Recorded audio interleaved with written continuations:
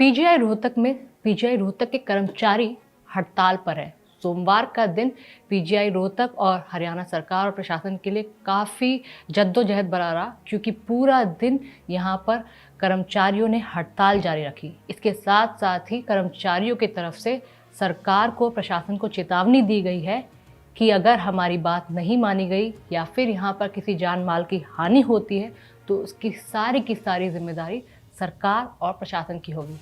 राम राम, आप देख रहे हैं इंडिया न्यूज़ हरियाणा। मेरा नाम है आरती अग्रवाल। जी हाँ दोस्तों, पीजीआई रोहतक जो पीजीआई की एक बहुत बड़ी, एक तरह से कह सकते हैं पुरानी सरकारी हॉस्पिटल है, जहाँ पर इलाज होते हैं। पीजीआई रोहतक है, फिर पीजीआई खानपुर है, पीजीआई चंडीगढ़ है, और ये बहुत बड़ी एक तरह से लीग वाली हॉस्पिटल्स हैं जहाँ पर इलाज होते हैं। लेकिन यहाँ के कर्मचारियों ने हड़ताल की हुई है। उनकी मांग है कि उन्हें परमानेंट कर दिया जाए, उनको HKRN में लिस्टेड किया जाए।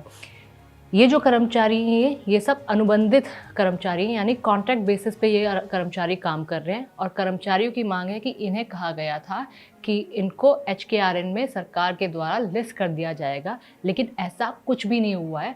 इसलिए अपनी मांगों को लेकर अड़े हुए हैं। फिलहाल इमरजेंसी सेवाएं तो जारी हैं, लेकिन जितने भी कॉन्ट्रैक्ट बेसिस पे कर्मचारी हैं वो चाहते हैं कि उनको HKRN में भर्ती कर दिया जाए।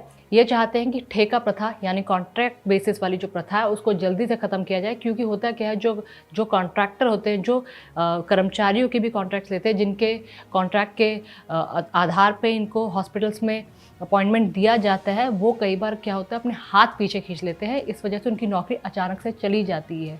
यही कारण है कि जो कई सालों से कर्मचारी काम कर रहे हैं, उनकी मांग है कि उनको प्रशासन और सरकार, हरियाणा सरकार द्वारा बाकायदा लिस्टिंग किया जाए, HKRN में उन्हें अनुबंधित से हटाकर लिस्ट किया जाए ताकि उनकी नौकरी सुरक्षित हो जाए।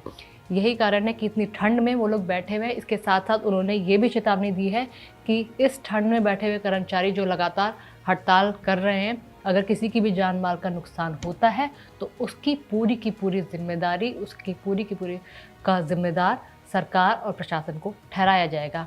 ये कितना क्योंकि सरकार को इसमें जिम्मेदार ठहराया जाना कहीं से भी सही नहीं है, लेकिन इस तरह की चेतावनी कम से कम इन जो कर्मचारी हों उनके द्वारा दी गई है। नमस्कार।